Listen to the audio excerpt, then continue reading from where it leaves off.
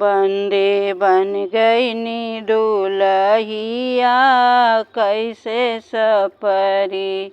बंदे बन गईनी दुलहिया कैसे सपरी। मम्मी जी रोवे पापा जी रोवे रोवे सब परिवार। मम्मी जी रोवे पापा जी रोवे रोवे सब परिवार। कमरे में से बंदी बोली हम जइबो ससुराल जल्दी डाला हो हरवा कैसे सपरी।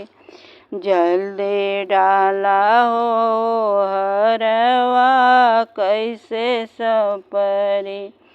बंदे बन गई न दुलहिया कैसे सपरी।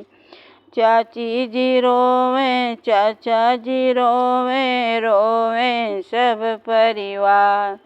चाचा जी रोवे चाची जी रोवे रोवे सब परिवार। कमरे में से बंदी बोली हम जइबो ससुराल जल्दी डाला ओ हरवा कैसे सपरी। जल्दी डाला हो हरवा कैसे सपरी।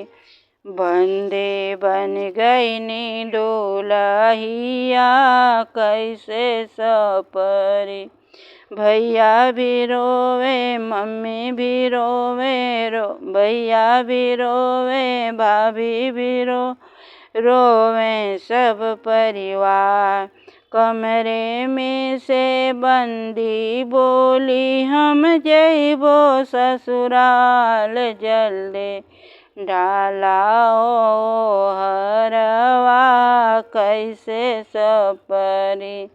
जल्दी डाला ओ हरवा कैसे सपरी।